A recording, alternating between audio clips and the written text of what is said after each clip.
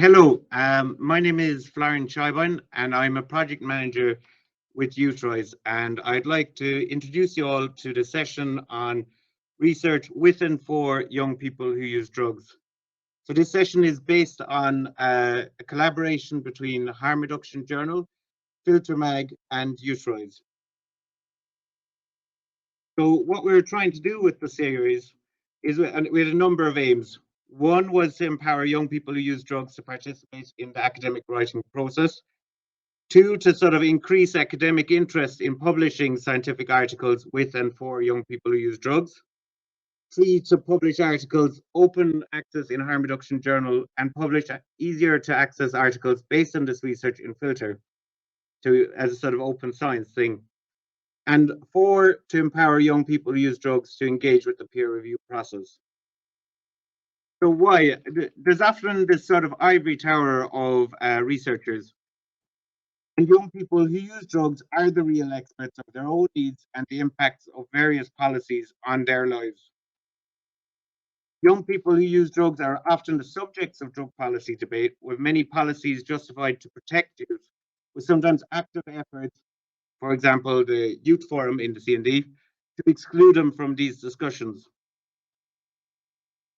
In this debate, academic evidence is often used to justify policy positions from there isn't enough data to this works sort of type approach. So more credible evidence from the real experts is needed. Now, this is the tower from Lord of the Rings with the all-seeing eye. I thought it was a suitable metaphor. Some of the barriers are that the benefits of research for services and the people using them are not always clearly understood. There's a lack of resources to conduct research when other services need to be funded. There's a lack of access to ethics committee to allow studies, and that's been a huge barrier to us for NGOs in particular being able to publish research. There's a extortionate open access costs, which makes it unfeasible for most people. And there's a lack of knowledge training in academic writing and peer review. And also, young people are a diverse group with diverse needs and wants that can be difficult to connect into short messages. So what we were trying, some of the core components, and this is a piece that we commissioned before. It's called The Fall of the Ivory Tower, and you can see the tower is falling down and crumbling, and there's a new civilization. You can't really see it so well coming up in the foreground. So the core components, an advisory group composed of and representing key groups for young people, including the Youth Advisory Council, who we'll be speaking to in a moment. Including young people who use drugs and their supporters into the development of research articles through three specific commentaries focused on one, unstable housing, unhoused young people issues, where we'll be talking to Yak and Joanna will give an overview of this. Two, engagement, which MJ will be providing an overview. And three, issues facing young people who use drugs in the global south, where Ruby will discuss her experiences too, and Demi will give a perspective for as a senior researcher who worked with young people for this series. Also, we have started trying to include young people who use drugs into the peer review process. And the aim of the whole thing too is to make all research more available through a partnership with Filter. And if you haven't, most of you will know Filter, but if you haven't, I would encourage you to support them and read their articles because they're fantastic. So just some acknowledgement, the advisory board with a special shout out to the Youth Advisory Council, peer reviewers and all our authors who contributed to this project, all people involved in supporting youth peers, including Dr. Emmy Kayega, Dr. Dania Fast, Dr. Alyssa Gree, Reith Charlesworth, and everyone else working in the British Columbia Centre on Substance Use. Well, the speakers today who also actively participated in the process and gave their time for this, so thank you very much. All the editors, Elisa Gree, Daniel Fest, and Angela McBride. And Robert Carr Funding and the 4Youth Consortium who made this project possible. Also, we'd like to thank the Canadian Institute of Health Research, the Vancouver Foundation, and Frame, who provided funding for the commentary on unstable housing and unhoused people. Lucy, could you please play, or I can just press play, I think. to Professor Nick Croft, who's really supported UTRISE for a number of years. Professor Croft is the editor-in-chief of Harm Reduction Journal. Nick, would you please introduce yourself? Sure. I had a career at one stage in research, mostly was focused on infectious diseases epidemiology, and I got involved in it through looking at HIV in the first place in the fairly early days, 1984 in relation to HIV, but then I got very involved with hepatitis C and researching hepatitis C, but it was never about research for the sake of research. It was always, and I believe this is the essence of research in the public health arena, is that research for a purpose, research to bring about change, research to influence policy. And I wanted to tell you one foray that I made into the field of youth and drugs. I was interested in describing the epidemiology of the hepatitis C virus among injecting drug users, and every study I did and every study that was published showed the same relationship, that the longer you had been injecting, the more likely you were to be infected with hepatitis C or to have been exposed to hepatitis C. And if you trace that backwards, the risk substantially started at the time of the first injection. And so I looked in the literature to see what we knew about how do people start to inject? How do they learn to inject? And when they learn to inject, who teaches them? Are they taught about safe injecting at the same time as they're taught about how to inject, or they learn how to inject? Do they initiate themselves? There was very little in the literature at the time.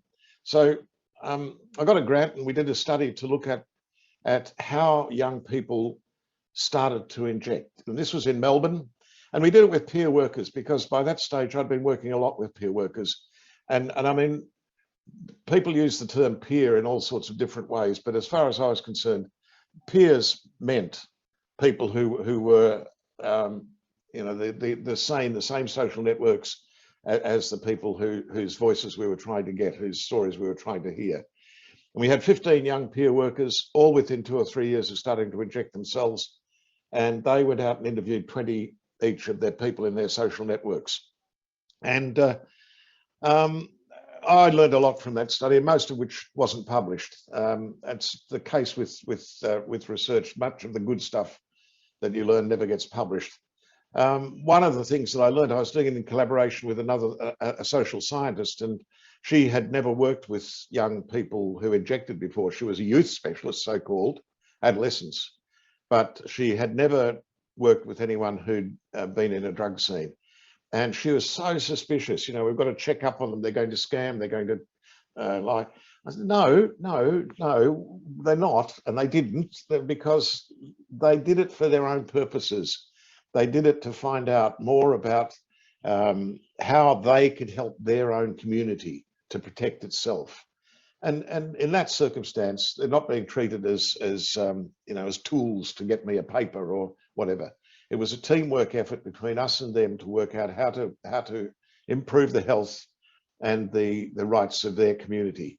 So they went out and they interviewed 20 young people each. So we had a total of about 300, and we talked to them. We got the quantitative, then we did qualitative interviews and life histories and things about what was the circumstances in which you first started to inject. Now, at the time, and we found out a lot about hepatitis C, but that sort of turned out to be a bit incidental in a way, because what we found out more profoundly, at the time, our national drug strategy in Australia started off by saying we must stop drugs from destroying our young people's lives. That was the starting point. Well, the 300 we worked with, it wasn't the drugs that destroyed their lives. Their lives had been well and truly destroyed before they got onto drugs. You know, that by the family, by the sexual abuse and the violence and homelessness, and they were called school failures. In fact, in most cases, it was the school that failed them, not vice versa.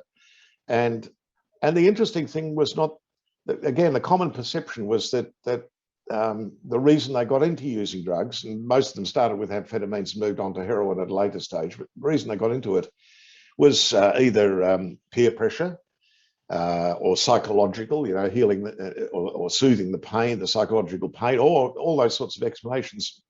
The answer really was that because society had taken so much away from them or hadn't given them anything, they missed out on all the common things that I, for one, take for granted. People to talk to, business to do, you know, a reason to get up in the morning and get active. I've had that all my life. And these kids didn't have anything like that. If they got into a scene where heroin was the common currency, as it were, it gave them business to do, it gave them people to talk to, you know, it gave them all of those things that the ordinary life was not giving them. And that was far more important. It wasn't about the drugs, it wasn't about the injecting, it was about being part of a scene that gave meaning to their lives. And that's the thing that doesn't get published. And that's the thing I hope research, and I encourage anyone working in this field to work towards, is the importance of meaning in life. That's what people search for. That's what protects their health. That's what gives sense to communities. And that's what I have discovered through my research. I end up with the saying, the more I look at drugs, the more I see people. And young people especially important, because that's when we create our histories. When we're young, we create the history that we then carry with us for the rest of our lives. Look, I absolutely endorse what you're doing, and I encourage you to keep doing it. Thanks, William.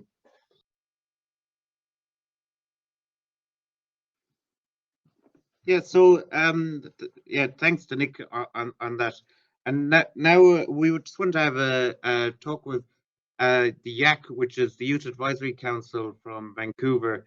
And we have two members of the YAC now, Shane and Rainbow, and Reith is here too.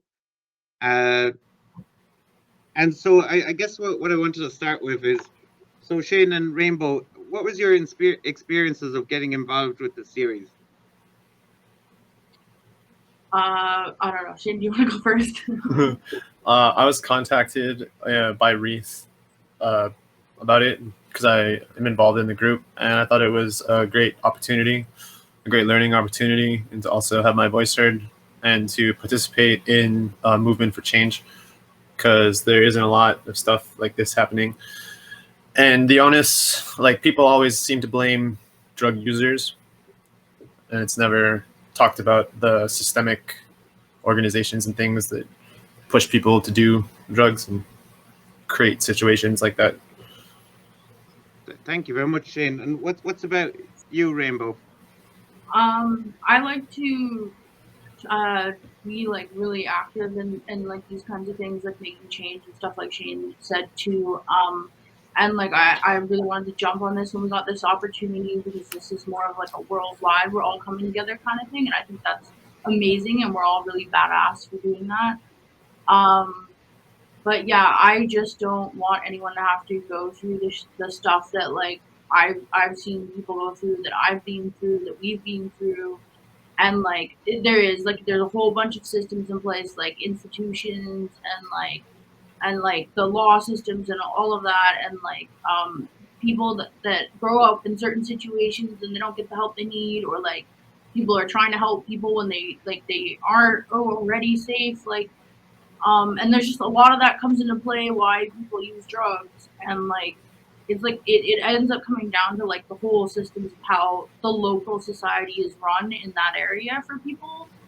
And it's just really important that we all work together to try and make these changes together. So I'm really thankful that I got this opportunity and that we got this opportunity. And thank you very much, Rainbow. And could you tell me both, sort of in your experience with working with researchers, what worked well and what didn't work so well? Do you want to go first this time, Rainbow? Sure. So what works really well is meeting youth where they're at, regardless of where that may be.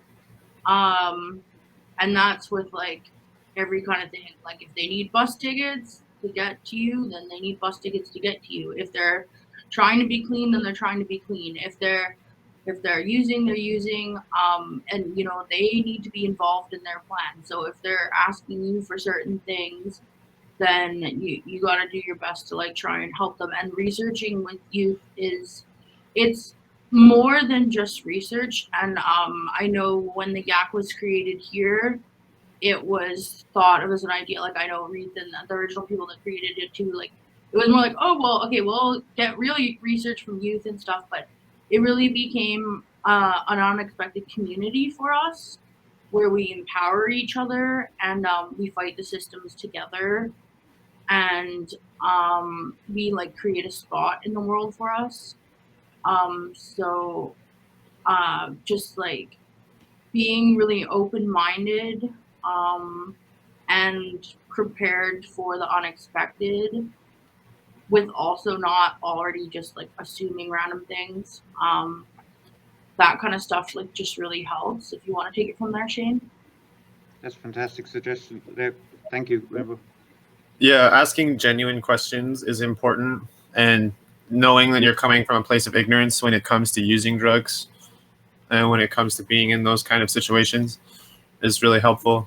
One thing I don't really like at all is tokenism, or when someone asks you your opinion and then they say, oh, well, like that was too much, like you need to tone it down or whatever, because that's not how, in my opinion, research is supposed to work. Like, you're not supposed to cut your information into a nice little box to make it fit your narrative. You're supposed to take the information and build your like thing around it. And in my experience, I find a lot of places do the opposite of what they're supposed to do. And I like this group of researchers because they're genuine and they're honest, and we're involved every step of the way. And it's more like a partnership where we feel involved rather than feeling like a resource. That's fantastic, Shane. And fair play to that group. There's some fantastic research happening there. Thank you. So I guess the last sort of question is, what sort of research would you like to see in the future, and where do you want to see things going with young people who use drugs? And maybe mention also sort of the benefits of doing that, doing research with young people who use drugs. Well, one thing I would really like to see would be a concerted and concentrated effort to push towards the decriminalization and legalization of all drugs. And you can look to Portugal as an example, where when they decriminalized all of their drugs and started treating it as a health issue instead of a criminal issue, their overdoses went way down. And it's had a positive effect. And I personally believe the reason that hasn't happened here yet is because the people running things care too much about profit. They care too much about profiting off of the poor person's habit. They don't want a cure. They want money while we're dope fiends. And that needs to be addressed. There is like a malicious, I don't know what the word is, but like up at the very top, there's like people profiting and making money off of our habits. Thanks, Shane. Oh, sorry. Sorry, what was the question again? Sorry. So there's two sort of parts. One is sort of, what sort of research would you like to see in the future? And then the other one, sort of, what are the benefits of doing research with young people who use drugs? Definitely like youth run like research things, like groups coming together and running yaks. Like there shouldn't be just one yak in Vancouver. There should be like 20 at least. Group designed programs by youth. Like nobody should be making a thing for people if the people it's for is not like helping make it, you know what I mean? The benefits of doing this research and stuff is like building a community for people that thought all hope of connection with other humans was lost. That's a huge thing with users, whether you end up using with other people or alone. It takes you to really dark places. And the number one thing that prevents any kind of suicide and death via stuff like that is just knowing that there's another human being in the world out there dealing with the same thing as you. So having a safe space where two or more people can like talk about what they're struggling with and see the similarities, it builds like an everlasting bond where people can like, I'm not the only one going through this, you know what I mean? Also, like humans are pack animals. When we were cavemen or whatever creatures we were before, we were a pack, and like the way society has like grown up and like all this technology and stuff, it's just isolated everybody. And then this pandemic has just like obviously maximized that. But we're not meant to be like that. We need human connection, we need physical connection, we need hugs, and like coming together as a group and just like venting, or even just a bunch of people, even if you're not trying to accomplish anything at the time, just eating together. It just helps with mental health so much, and that's been like scientifically proven. Yeah, those shared experiences and community is so important. It really is. Thank you very much. Is there any last thing that you want to say before I go over to the next speaker?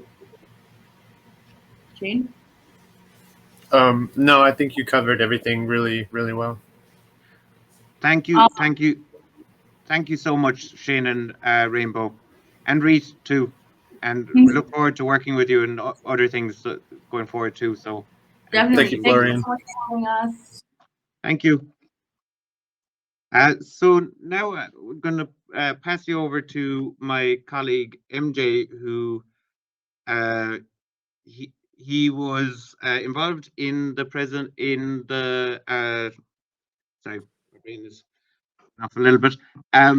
He was involved in the commentary around engagement and how young people who use drugs and engagement. So he's going to provide an overview of what they've sort of covered in his own experience with the whole thing. So I'm just going to share the screen for MJ. So MJ, if you just tell me when to click or to change slide, and could you please introduce yourself while I open the slides? Yeah, sure. Thanks, Florian. And hello to everyone. Yeah, so my name's MJ. I'm the program coordinator at the South African Network of People Who Use Drugs. And I'm a young person who uses drugs myself. I'm also a researcher at the University of Pretoria in the Department of Family Medicine. So I really am at the interface between on the ground drug use behavior, but also the other side of academia. So I found this process of writing a commentary with friends and colleagues around the world really interesting, and hopefully the slides I share can just give a bit of an overview of the process of the commentary, and yeah, kind of just describe what we're trying to convey in our commentary. So yeah, we are writing this commentary from the perspective of people with lived experience. So myself, along with my friends and co-authors, Orsi, Trixie, Sangeet, and Alyssa, all come from different parts of the world and have ranges of different lived experience. But what's really amazing is that many of us constitute young people who use drugs, and we're actually contributing to academic literature on the topic. So I think that's just something really unique about this. Yeah, and I look forward to giving you a bit of an overview of the whole process. Cool, you can go to the next slide, please. Thanks. So just a bit of a background to this commentary, and Florian as well as Nick kind of touched on some of the issues, but young people who use drugs, like with their lived experience, and these are young people across key and vulnerable populations, so including women who use drugs, men who have sex with men, young transgender people, with their lived experience, they recognize as critical to research, and that's all components of research. However, in practice, young people who use drugs are seldomly involved. They might be involved in some of the recruitment or on a consultation basis, but it's really the meaningful involvement that is lacking. And even when they are included, it's their experiential knowledge isn't experiential knowledge isn't acknowledged and really reflected on in the actual published work itself. Yeah, next slide. So luckily, Harm Reduction Journal launched this special series on young people, drugs, and harm reduction. I'm sure they knew what an undertaking it would be, but basically the journal wanted to encourage submissions on research around young people who use drugs, but also emphasize novel approaches that are kind of typical and specific to young people, as well as encourage young people to be the authors themselves and actually write and deliver the research. So a team of us from around the world got together and have started talking, and we're going to present some ideas in this commentary. Okay.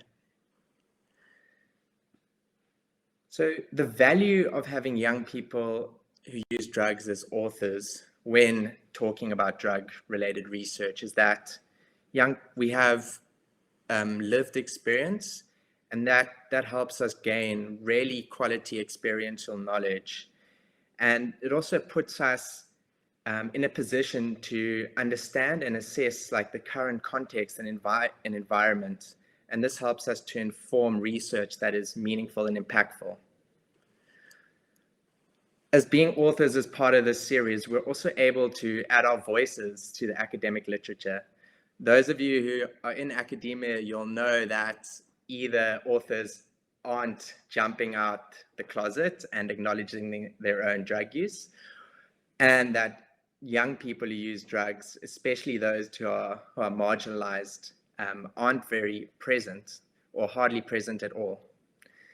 So this contribution of ours is really novel. You know, I don't think there's been many occasions where young people who use drugs and allies have been the authors and have been involved in the academic process. So it's been a fantastic kind of process and opportunity. Okay, next, please. So with our commentary, there were different things we're aiming to do. We want to identify some of the key characteristics which are fundamental to the meaningful engagement of young people who use drugs in harm reduction. We also want to discuss these different aspects. You know, what does engagement look like in different contexts, and how is this engagement being tailored specific to young people? We also wanted to collect and assess some of the barriers, you know, based on our own lived experience, maybe look at some of the literature too, and really evaluate and assess, you know, these barriers that exist. So one of the most important things is that we need to recognize the value of young people who use drugs and how they are critical and essential to harm reduction interventions. So specifically, you know, that young people who use drugs can offer unique and novel insights on potentially new novel psychoactive substances, different trends in drug markets, as well as, you know, trends in drug using behavior. Maybe there's a switch in route of administration amongst a particular population. It's their social networks and their engagement in specific communities that really gives them the advantage. Young people who use drugs also comprise of diverse networks, whether online or face-to-face. You know, the world's evolving and the way we communicate and engage with each other is too. And that results in us developing different networks. And it's these networks which we can utilize to really implement and design effective and meaningful interventions that, you know, serve the population. Young people who use drugs are also very innovative, and they're the future of harm reduction. They will drive innovation and technological advancements, and these advancements and the innovation, you know, it really will make an impact in the way harm reduction services are delivered, but also the way that young people who use drugs advocate in harm reduction, as well as in drug policy reform.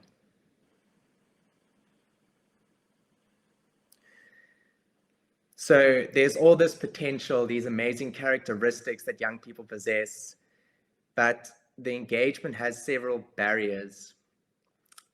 We know that young people who use drugs are often excluded from interventions because of their age.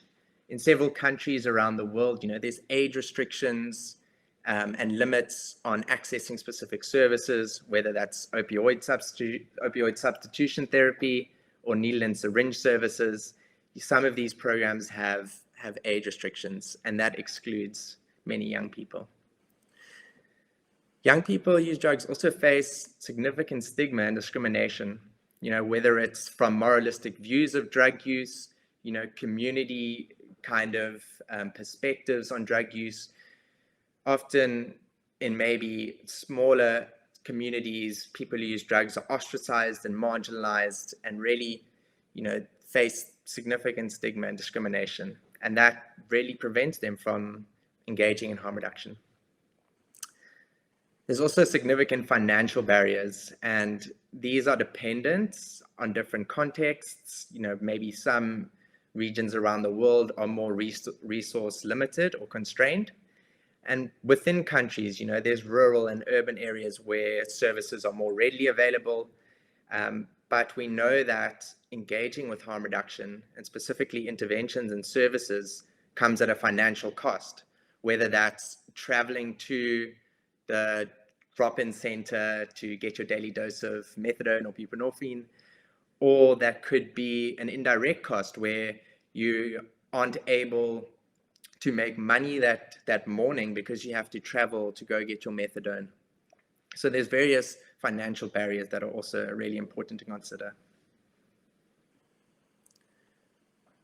So in our commentary, when we do wrap it up and finish it up, we want to use this information to come up with some recommendations for how this engagement should actually take place going forward.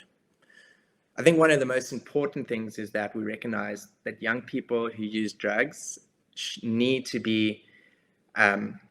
will need to receive financial remuneration, as well as receive equitable access to opportunities and to involvement, and really receive some power in the decision-making processes. It's these power dynamics that often, result in young people who use drugs not being meaningfully involved. So providing equitable access and financial remuneration, goes a long way to addressing those power dynamics. Also, young people who use drugs, we need to recognize that this isn't a homogeneous group. We have people across key and vulnerable populations. We need to recognize that their meaningful involvement is crucial and critical to developing like a youth-centered approach. And it's only with a youth-centered approach that young people who use drugs will engage in these harm reduction services. Because if something isn't applicable to me, or it doesn't appeal to me, and I feel excluded, stigmatized, and discriminated, there's no way I'm going to be accessing that service. So when we do wrap up our commentary, it's really going to serve as a starting point for discussion. I'm hoping that people will begin to start talking about, how can young people who use drugs be involved or engage in harm reduction, and not just as tokens. They're really, how can we have the meaningful involvement of young people who use drugs in harm reduction, and more involvement in research, capacitating young people who use drugs to write, be involved in the peer review and academic process is definitely something that will build the skills of young people who use drugs. It's also essential that policymakers and government create an environment where young people who use drugs can make meaningful contributions to policy development, as well as to programmatic discussions around program development and kind of how different programs run and operate in the city. But taken together, it's really important that we acknowledge the expertise and value of young people who use drugs. And yeah, I look forward to discussions with all of you. If anyone has any questions, they want to chat about drugs, about anything else, they're more than welcome to drop me an email. So thanks to YouthRise and Harm Reduction Journal, as well as my co-authors. So I think next we have Ruby. So Ruby can introduce herself. Hi, thanks so much, MJ.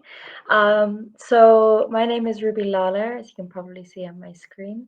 I'm the current Communications and Advocacy Officer for YouthRise, and I also work for or involved in working for a local harm reduction organization here in Uganda called Uganda Harm Reduction Network. So I have been involved in advocacy around drug policy reform, harm reduction promotion, all of that for the past 4 years.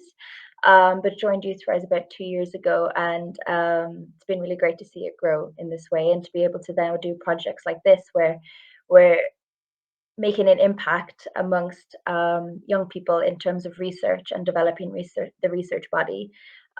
Such a huge part of the advocacy message that I learned to be giving when I joined this position from the perspective of youth is, please, can you create more data on young people who use drugs and young people in general? And please, can you include us in this research? But for me, I hadn't actually been involved in research myself. I'm only just out of my bachelor's degree. I haven't published anything before or been involved in publishing anything. And that advocacy point, I knew it was true, but I didn't fully get to experience it until being involved in this commentary. So I don't have a PowerPoint as MJ had. MJ, you did an incredible job. Thank you so much. There was so much detail and a lot of what I think we all are going to repeat about please involve us. We know what we need. We know what needs to be written, and we somewhat know how to write it. We just involve us in some way. So the commentary I'm going to talk about is titled, well, it's now titled, it's changed over time, The Challenges and Strategies Young People Who Use Drugs and Harm Reduction in the Global South. So I want to make a note as well. I know I'm a white girl coming from Ireland, and I'm talking on the Global South, but yeah, I live in Uganda, and yeah, just wanted to note that I'm aware of that. So for this commentary, I kind of got involved in it around August, and it's kind of like changed form a few times, but it's looking like it's becoming this really amazing document right now. It's still in the writing. Our deadline is November 30th, so we're working on it. But the aim of this was to kind of give the perspective of what it's like for young people who use drugs in the Global South, which is to a large degree the same as people who use drugs and young people who use drugs in the rest of the world, but the problems are somewhat more amplified and they happen a lot more. So these problems of like human rights violations, very punitive punishments for people who use drugs, and heavy stigma. Again, a note to colonialism for making this such an issue that's prolongingly an issue in these countries in the Global South. But yes, let me go through a little bit of what we have decided to talk about in this. We have talked about the base of harm reduction and youth problems when it comes to accessing harm reduction. A lot of it is what MJ has already said. So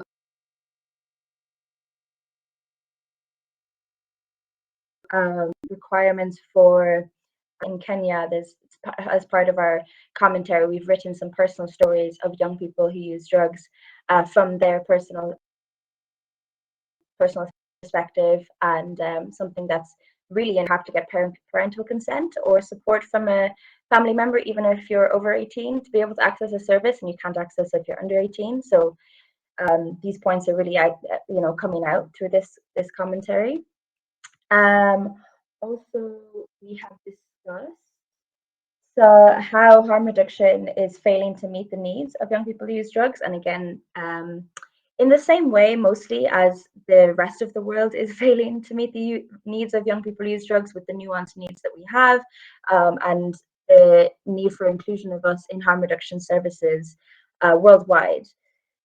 So yeah, basically, we have written some stories, and we're still gathering these stories of personal experiences of young people who use drugs, and also the harm reduction services that are providing for young people who use drugs in the Global South. In terms of Kenya, we've got a few stories from Juma and Luca, who are, or Luca and John, sorry, who discuss what it's like to be young people who use drugs from very different contexts in the Global South. So one's coming from someone who doesn't live with their parents anymore and has grown up in a kind of harsher environment, like economically, and then one from a more middle class family, and how stigma and the need for secrecy and everything that comes with being a person who uses drugs, and particularly a young person who uses drugs, maybe living at home or being involved in school or whatever it is, how it really impacts them, and the need for harm reduction services that are more tailored to their needs, like timing, even like having being able to only access MAT or needle syringe programs, those kind of services in the morning hours, and maybe they have to be in school or it's not accessible to them. So we go through a bit of that in the commentary. Also, this is a promotion for the commentary, so when it is released, please read it. You'll get the full grasp of what it is we've talked about. Also, there's a section for COVID-19, as they all know, has made a huge impact on this world and the people in it. So if for that, we've talked about how young people are suffering from even more problems. I mean, young people also are left behind in pretty much everything. So when you hear the sentence that if anyone here studied development or aware of leaving no one behind as part of the goal for the Sustainable Development Goals, people who use drugs are pretty much some of the most left behind, among the most left behind in development and all of those aspects, and will continue to be with the punitive laws that we have, as I'm sure most of us know. But then look within that subpopulation and you find young people, and young people will remain to be left behind for as long as we have these punitive laws in place and we are not involving us in research and in programs, in harm reduction programs, and from the very beginning of setting one up until to the running of it. So we highlight some of that, and how COVID has even pushed us a little bit further behind and less focused on as young people.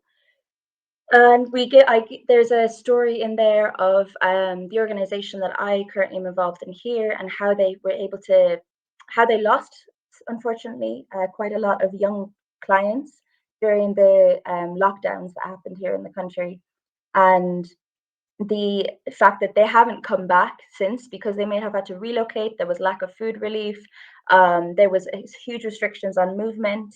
So you couldn't really excuse what you were going to a MAT clinic and how to tell your parents or whoever's there that you were going to a MAT clinic and how to even get there in the first place. And how that they mitigated a lot of this in the second lockdown. But the first lockdown, they unfortunately lost a lot of clients, and young people were the majority amongst that cohort. So yeah, basically, I think that's all I have to say on my section. The commentary is still being developed. It's been an incredible process, and it's been really great to be a young person involved in research, which is really amazing, and seeing that there really is a lack of research on young people. It was quite hard to gather some of the information for this commentary, and it's good that we're bringing in the personal aspect, because then we get to share that along with data. But yeah, another push for include us. We're here, we're excited. I was so excited to be involved in this and not be seen. Like, I felt like I was somewhat drowning at times, like, oh no, I don't know what I'm doing. But we are here, we can learn, and we want to be involved. So yeah, I think that's all I got to say. And next up, we have Joanna, another colleague of mine from Youth Rise. So take the floor, Joanna. Hello, everyone. It's a pleasure to be here. My name is Joana Canedo. I'm based in Portugal. I identify myself as a young woman who uses drugs, and I'm part of the International Working Group member of Youth Rise. Well, first of all, I'm happy enough to be here sharing some of my experience. I was lucky enough to, from the beginning, as an harm reductionist, to give voice to a younger generation also affected by drug laws. I started this journey in harm reduction studying or framed on the right to use drugs. So finally, I'm pretty happy to see a festival also based on drugs, harm reduction, and pleasure. This journey, yeah, well, when working with civil society organizations, definitely in drug policy reform field. From the beginning, I had the notion that people's voice should be listened in first place. So I've engaged in different advocacy missions, first in Porto with APTES, later in Barcelona with Medicinaires, and now with the GATT Treatment Action Group in Lisbon. So as a harm reduction worker and policy making, I had contacted several drug users unions, starting in Portugal, but then all around Europe, and ending up in engaging with the European Network of People Use Drugs, and finally now with Youth Rise. I was lucky enough to understand also that I was not alone in this idea of bringing community to the center, and I could realize how important it would be to give stronger and loyal permanence to the young people use drugs perspectives in research and advocacy. So it has been a pleasure this year to take part of renewable energy and collective process of action, looking forward engagement of different affected publics by drug laws, and looking forward to make drug policy change to happen. Before entering in the research, some of the primary results of the research I've been doing with Dania Fast and some other youth members of Vancouver Coalition, I should stress that as a Portuguese advocate and member of the community of young people use drugs over here, however, the criminalization exists by a law, as a law since 2000. It was not enough to emancipate drugs from the criminal and therapeutical sphere. And this is also reflected when it comes to youth. Sometimes it's not enough to press the criminalization button. First of all, regarding drugs, the major paradox is that you can have it or you can use it, but you can't buy it. So there is no safer supply. Also, no debate around this or any discussion. Secondly, no peer-led youth programs and few initiatives on discussion engaging young people use drugs at high-level policy dialogues, and not even in a national basis. Despite having criminalized the use of all illegal substances, Portugal has an increasing number of people, criminals, sanctioned, and some of these people, I would say even most of these people, are young people use drugs, also arriving to the Commission of Dissuasion of Addictions that we can see also by the name that is not even set in the non-problematic use. So, but as anywhere else in the world, most of people arriving there, and they're mostly young people, and cannabis is the illicit substances that is more common for the arrival because it's also the most seen. 90% of the people entering there are non-problematic users, but still we have to go through all this process of being cuffed by the police, taken to a psychologist and other professionals that will analyze if we are problematic or not problematic users. Shane was stating at the beginning, for sure overdose numbers decrease over here, but some of the needs are still not covered, at least in my perspective. One of the facts that I would like to stress is also the disproportionately repressive measures on the ground of socioeconomic status, and also according to gender, ethnicity, and this is our data from the Global Drug Policy Index from this year. In Portugal, now entering more in the article we've been doing with Dania, comparing Vancouver and Lisbon. In Portugal, safer consumption spaces are not widely available. The first mobile drug consumption room appeared in 2020, in April 2019, and the first fixed safer smoking and injecting room was only open in 2021. There are no youth dedicated spaces, and drug checking is only available in Lisbon. Take-home naloxone kits and peer-to-peer prevention overdose programs are also still not available. And even though that for the past 2 years, the number of overdoses has slightly increased. In both Vancouver and Lisbon, there has been a primary focus on connecting people use drugs to sterile drug use paraphernalia, shelters, it is true, especially during the pandemics.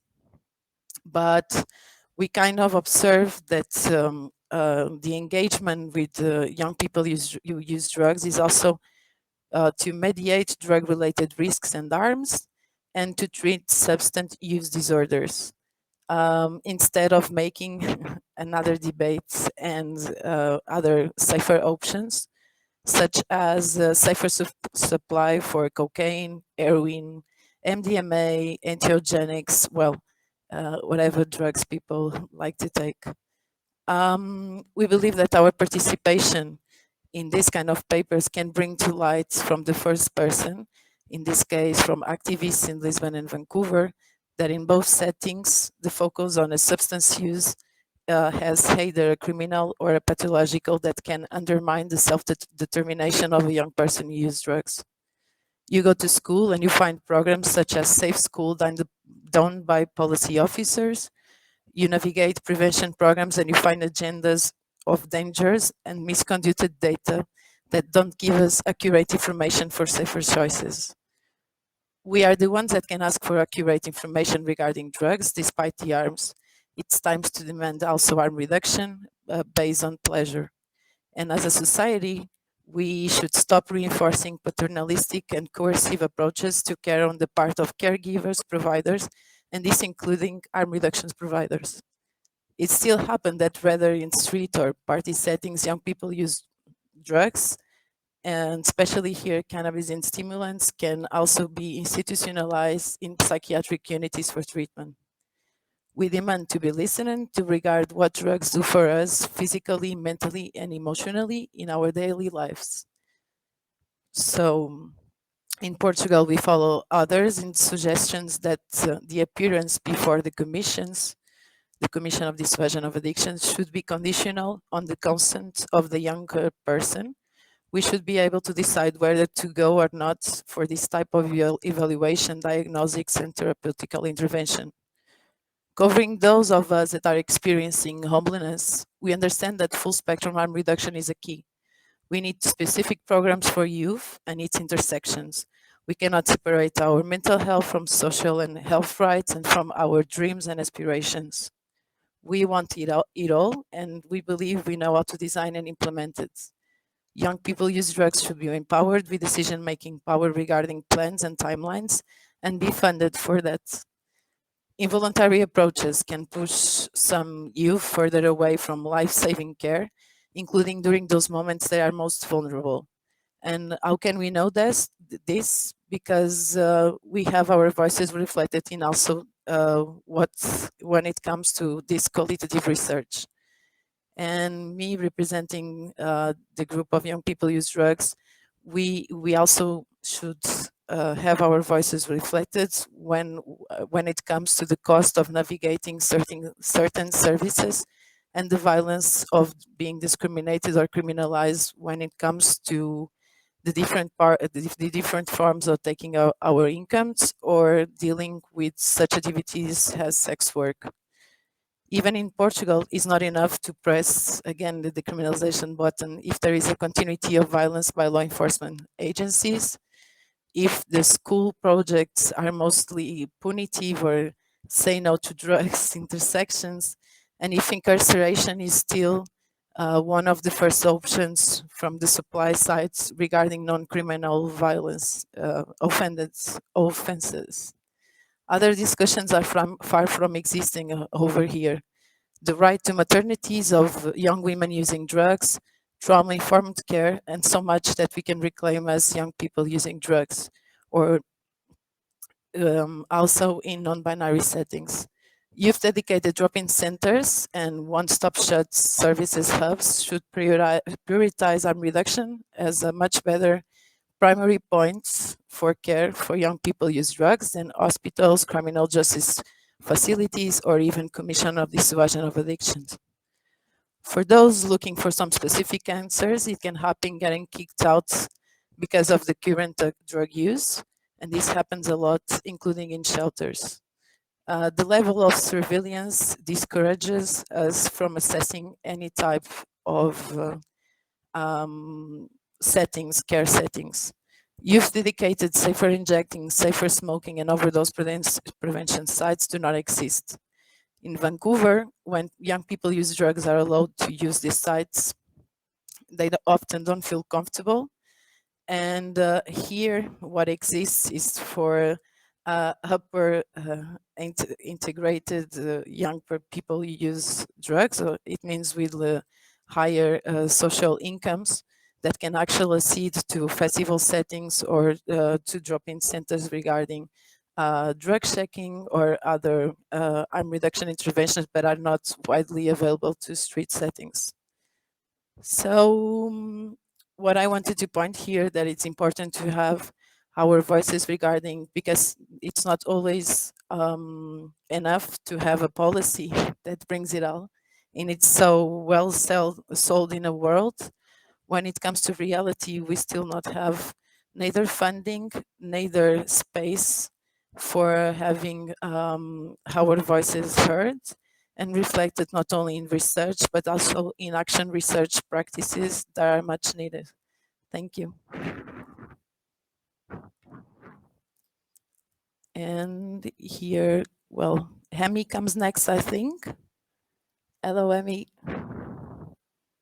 Hello, Joanna. Thank you for nice talk. Amy Kageha Igonya. I'm from Kenya, and I'm a medical anthropologist. I've been working with for this this session. I've been working with young people drawn from different parts of the world, and I've been just supporting them. I can't say that I'm leading them, but supporting them to write a commentary. I think what Ruby talked about was what we are doing, getting young people from, I think there are 15 countries to work on a commentary, and it's been very interesting. It's a journey that I would love to take because I've been working with other groups of young people in different, for example, I've been working with LGBTQ, but I always encourage young people to participate in research instead of being the research subjects. So we started with the young people to do a commentary, which has been both challenging but very interesting and intriguing process. And I think I've enjoyed it so much to do that. The other thing, the important part of this is actually to help young people to write or tell their own stories. Most of them are leading different organizations, either programs, or some of them are actually using drugs. And that has been very important because sometimes you get into programs or you researching groups, and then you find that people who can actually do research and get empowered from there, apart from just being researched, but they also learn a lot. When you do research, you learn a lot. So it's a journey that has been quite interesting for me. And having young people from all over. I remember the first meetings, one of them told me, I have never written anything. And I was like, okay, you are going to write. There's always the first time. So there's always the first time. And you've heard young people saying they don't want to be the tokenism, just being taken like the subjects. Yes, we know as researchers we come in, and sometimes we are on the periphery, we study people, but then as a medical anthropologist, as anthropologists, we stay for long, and you actually work with your participants to learn more about their lives. But at the same time, as a researcher, you work with them. You cannot claim to be full inside or be full in the shoes of those you are researching. So it's very important for young people to actually engage in research a lot, to write about the stories, they understand them better. And we've talked about meaningful involvement. I think that is quite important, that they have to be involved in every step of the research. So that is exactly what we are doing in this commentary. When I was asked to come and work with young people and then write a commentary, and we are writing about Global South. And Global South is very wide, so you have to be patient with the young people. What I liked, there was the enthusiasm with them. You call them, they'll actually show up for the meeting, although they also get tired at some point. And you ask them to do some, you give them assignments, they will bring you the information. So we started with just sitting down and discussing what we need to do. Mine is to guide them, but again, to direct them, this is the way it is done. And they're very quite attentive. And they'll bring you information. So it's very important on how we could just get information, all the information from everywhere. And as Ruby said, it's been a long journey, but that long journey, I'm hoping that they're learning from it, because they bring all the information wide, getting from the internet or reading the literature, and then you tell them, okay, this is how it is done. So I think it's been a very quite interesting experience for me, and just working with young people from all over. But as I said, there are also challenges, especially when we started, it was the time. How do you get people to work with you at certain time? And all of them are coming from different areas. I remember when I was looking at the time differences, there was the first one would be at 6 in the morning a.m.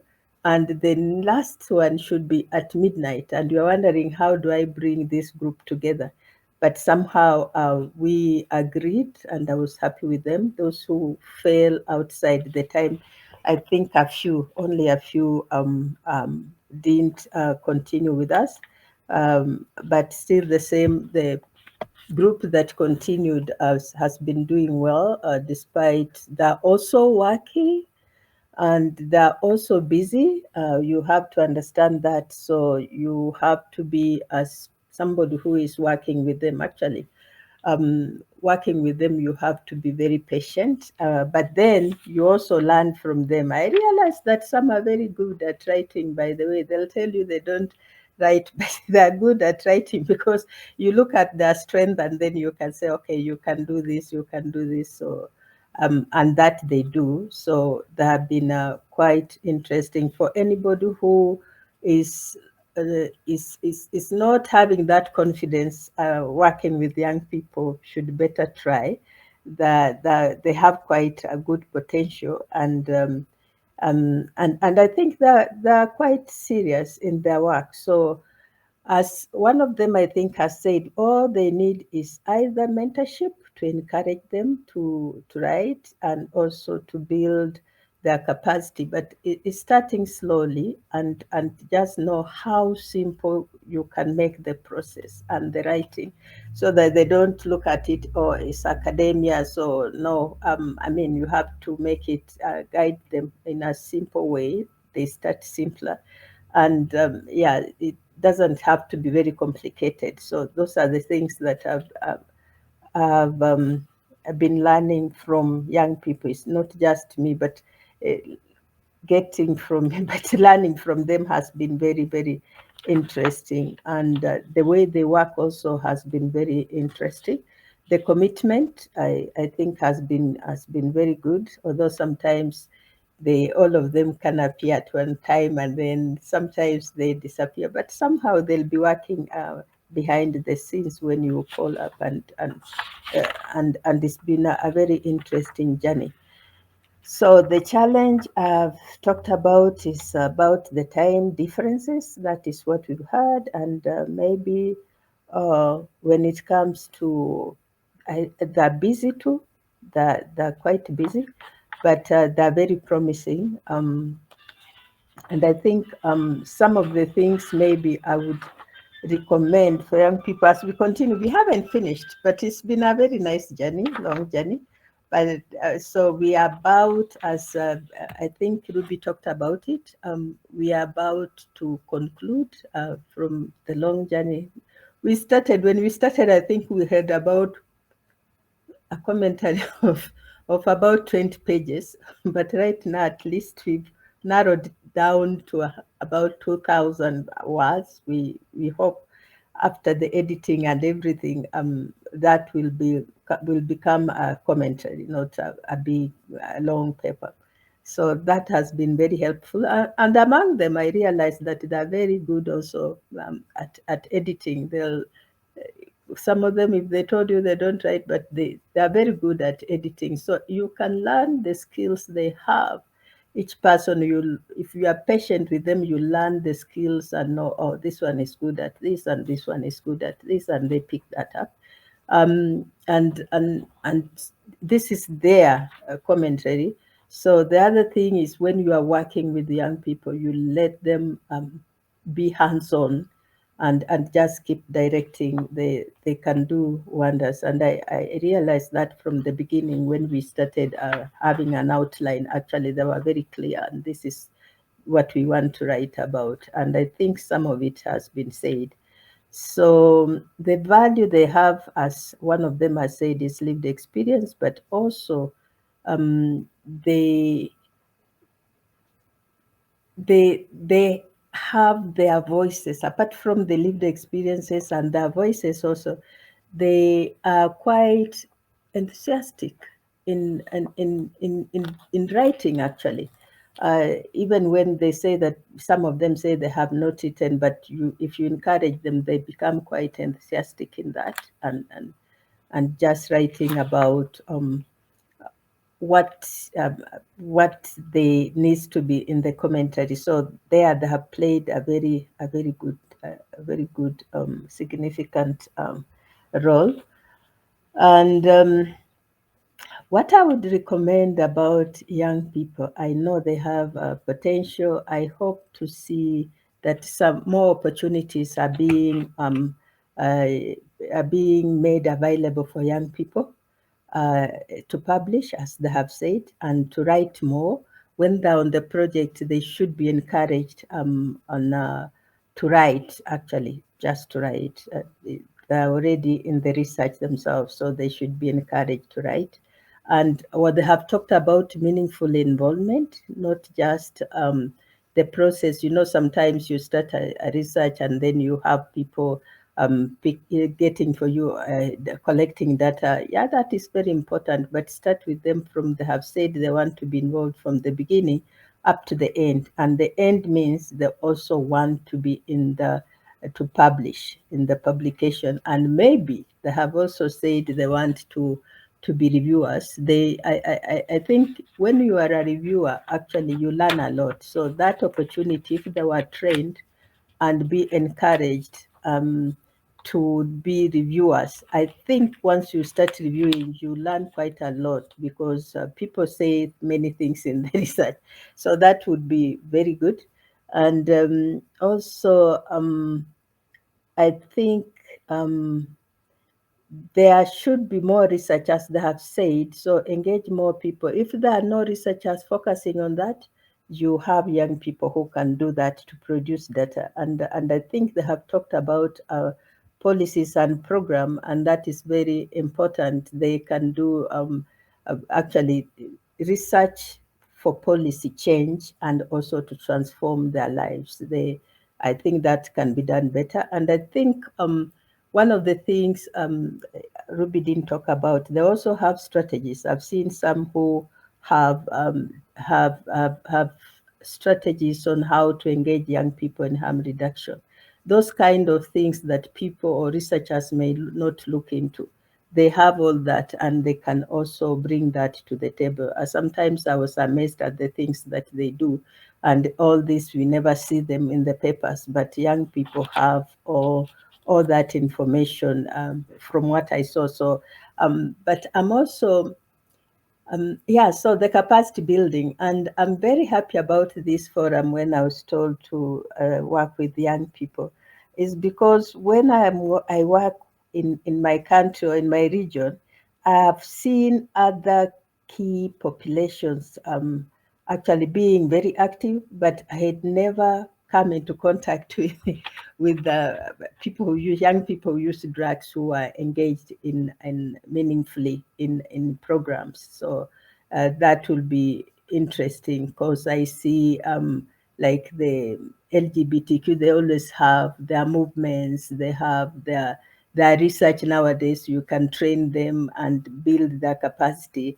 But the young people who use drugs, it is something that has lacked. But I was happy about this. At least I came to learn that there are young people who are running programs with regards to use of drugs. So that was very important. I don't know if there's anything else I should work on. I should actually talk about, but those are the main issues that I had today. Yeah, thank you. Thank you very much, Emmy. That's fantastic to get a researcher's perspective too, and sort of encourage other researchers that it's worth the effort, and it's not without challenges, but it is possible, and that it should be done. So I guess if a few people want to come back, or if people want to come back, so there's a few comments here. We have something around, and also if anyone wants to ask a question, and then we'll see if there's a time to play the video still. So there's a comment from a number of people, including Angela, nothing about us without us.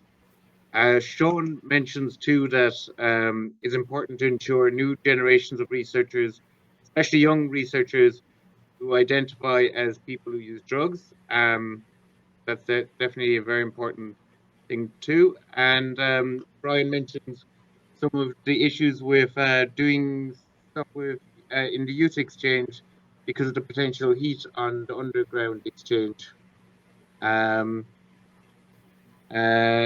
anyone want to respond to any of those comments? I'll just go through some of those. Anyone have any thoughts on nothing about us without us? I think that's amazing.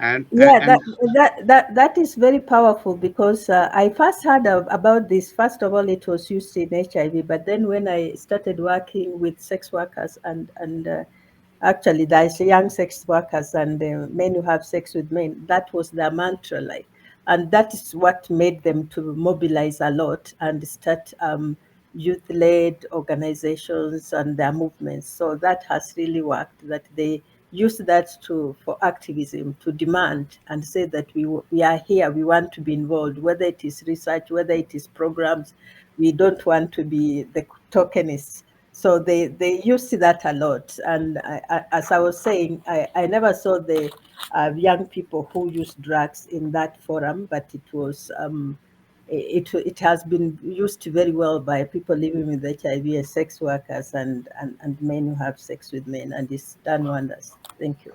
MJ, maybe you could just quickly speak about being openly a researcher who uses drugs, and the importance of that. Yeah, so it's quite a complex topic, and there's like a lot of different people who have opinions on it. But as a white privileged male, I feel obliged and like it's the ethical thing to do, to use that privilege and come out the closet, because it's not fair to expect a readily marginalized and like disproportionately affected people of color to come out the closet and be like, I'm a person who uses drugs. It's, the onus is on me to do that. So yeah, I mean, wherever I can, I try, acknowledge that I identify as someone who injects and uses drugs, and it works towards like changing the stigma and changing the perception. And I think if enough white people in positions of power come out about their drug use, it will go a long way to changing the narrative.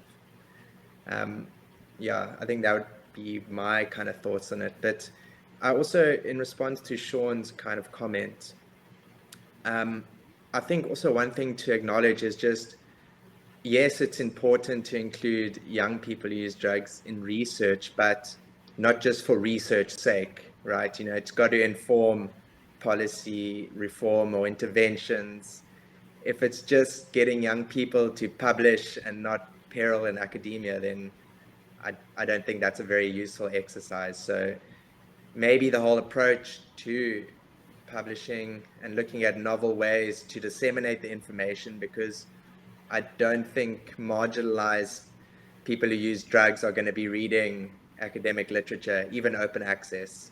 So looking at novel ways to disseminate that is definitely something of interest to me. There's also a question, Emmy, what was the most surprising thing you learned from youth experts in the study?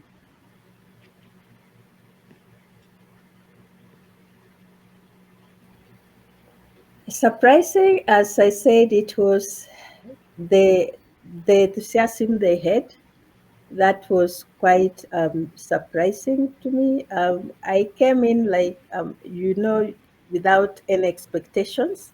But then when I first called them for the meeting, and the first time, the first few meetings we were having, it was quite surprising. And when they did the outline itself, they discussed and said, this is what we want to write about. For me, I was like, okay, they know exactly what they want to say, or the message they want to pass out there. And that is very important, because for people who are not reading academic papers, commentary can do good things. So for me, it was quite surprising that they are willing to work, they are willing to write, even if they said, some of them said they didn't know, but that was, for me, striking. Thank you very much. So should we play the video and then we have everything done that we said we were going to do? Or should we keep on with Q&As? What do people prefer? Is this... Rainbow, would you like to say something?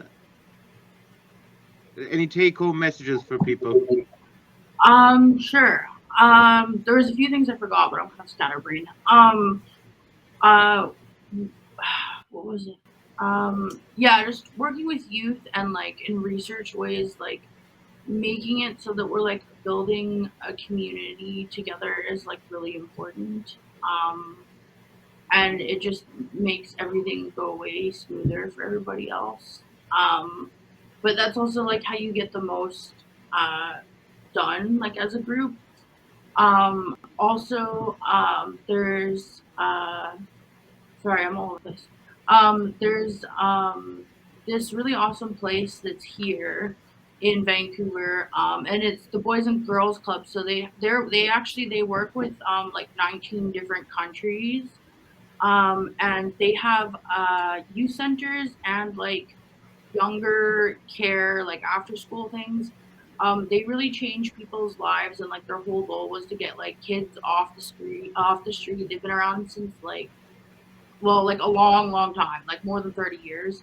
And they work with a lot of youth who use drugs and stuff, but they help like with counseling and like basically they're like a really great organization, and like they are there's like, hold on, sorry, my phone is being weird. I need to like look at the website, but like they will work with anybody in any country, basically trying to like help youth anywhere if you're like willing to work with them. And they're called global bgc.org. And that's like the Boys and Girls Club. They saved my life. They saved a bunch of people's lives that I know, and I wouldn't be here today without them, but I wouldn't be here helping this. And like I said, they're like basically trained aunts and uncles that like just help people get through this stuff. And like I said, they're willing to work with anybody to make this happen, like worldwide. Not trying to be an ad or anything. And sorry, you said that was Boys and Girls Club, is it? What's the acronym? Global BCG, I think .org. BGC. Boys and Girls Club, BGC. Yeah, life changing for me. I wouldn't be here today without them. And they do way more than anyone could ever think they do. And like I said, if people want to make change in the world, like what we're doing right now by being on this conference, they will make it happen if you're willing to work with them. I'm really glad that we got to do this with everybody and like all the love everyone's showing in the comments. It's awesome. I think it's awesome that we're all supporting each other. Yeah, that's all I'm gonna say for now. Thank you so much, Rainbow. And Shane, do you want to say anything to finish off too? Yeah, I wanted to say again that Joanna was really awesome, and I didn't know that Portugal was lacking so many services, and this has been really informative and educational for me, and I'm so happy to be a part of this meeting. Thank you. And all very these much. different voices and opinions and viewpoints from all over the world is really educating for me, and I'm really glad to be here. Thank you very much, Shane. And Ruby, do you want to say anything else? You have anything to add to the last message? Oh, I hope everyone has a great day. That's great. So Ruby, thank you very much, Shane. Ruby, do you have any comments? And then we'll play the video after Joanna introduces it. No comments. I just forgot to name the team who are working on my commentary, and everyone else did, so I'm just gonna name them really quick. So we have Emmy, who spoke. Thank you so much for leading it. MJ, who's here. Shay, Siddhartha, Jorge, Ishwar, Gloria, and myself. Yeah, Thanks so much for being here, everyone. Thank you very much, Ruby. And I just wanted to say too, because I didn't realize I wasn't sharing, so people mightn't have understood why I had a Lord of the Rings reference. But anyway, I wasn't. Anyway, Joanna, do you want to introduce the video before I put it on?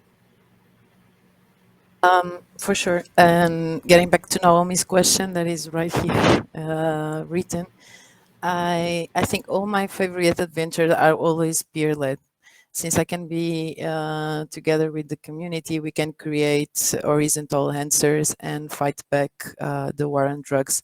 So the video is about this, and also the intersections in between older and younger women using drugs and doing sex work. And it's a peer-led project that we are doing here in Lisbon. Maybe a bit also inspired in Medicine's Arm Reaction Adventures. And this is it. Thank you. And I think it was also also important to state that this is part of the small grants program of YouthRise. Without it, it wouldn't be impossible to make this project to happen. And also, I want to thank all the team from Vancouver, Kali, also Kelly from US, Halle, Rainbow, Rod, Youth Health and Advisory Council, British Columbia Center on Substance Use, Department of Medicine, GAT, YouthRise, Coalition of Peers, Dismantling the Drug and War from Vancouver, Nagnis First Nation, Youth Researcher, British Columbia Center on Substance Use.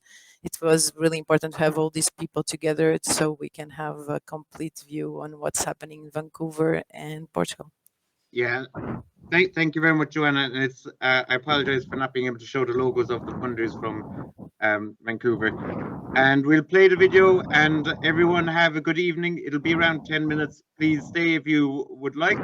Otherwise, have a good night, have a good evening, and thank you for joining. Window, Chrome tab, trailer.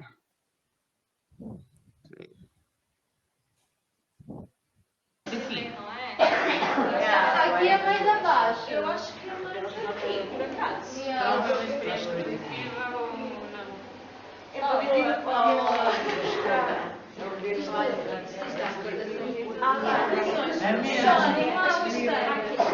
aqui era onde era o meu filho depois Eu queria falar um pouco sobre este grupo. Este grupo tem-me ajudado bastante, que é o grupo Gamem. Tem-me ajudado bastante. Neste momento sinto-me capaz de fazer realidade a minha história, né, que é muito sofrida. Sou uma mulher da vida. Estou a tentar organizar a minha vida. Neste momento o grupo Gamem ajuda-nos em tudo um pouco. Eu estou feliz porque neste momento já consegui ter os meus documentos, já consegui, e, se Deus quiser, já vou ter a minha casa. Tem-me ajudado bastante. E o que eu queria vos pedir é que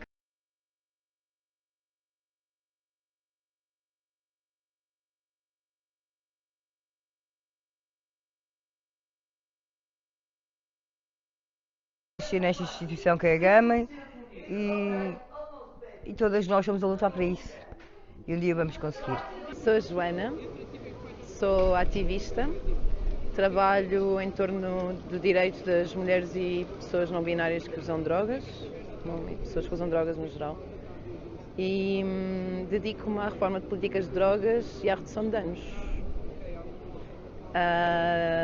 Estamos aqui neste lugar, que foi onde começou o projeto das Manas, inicialmente chamado Gama, em grupo de apoio mútuo entre mulheres, e tem sido uma viagem desde este espaço da rua até ao espaço da Sirigaita, em que diferentes mulheres que trabalham e vivem aqui no Intendente se decidiram juntar para partilhar uma ideia sobre as diferentes violências associadas à carreira psicotrópica e criminalização que surge do âmbito de trabalharem, exercerem trabalho sexual na rua e de também consumirem na rua.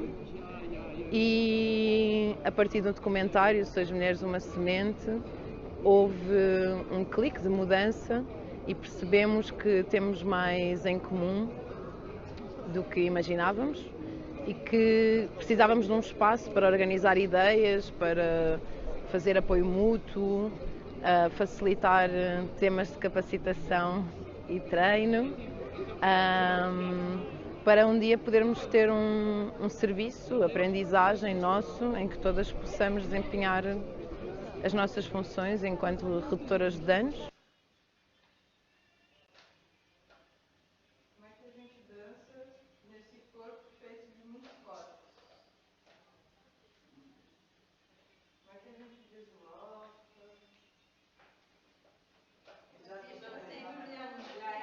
Chamo-me Dália dos Santos. Estou no grupo, estou integrada no grupo há um ano, mais ou menos. E para mim o que é importante neste grupo é assim, é que nós somos pessoas que perante as pessoas nós não somos nada.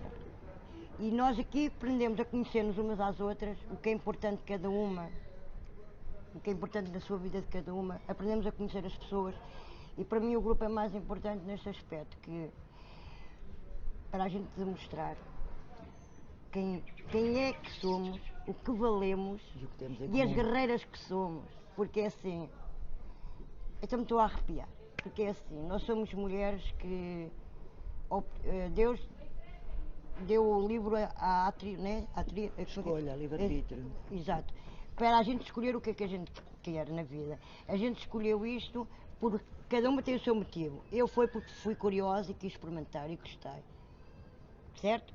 Há outras pessoas que gostam de outras coisas. Aqui há pessoas aqui também que têm outros problemas, que não só drogas, é outros problemas, outras mulheres têm outras coisas, né?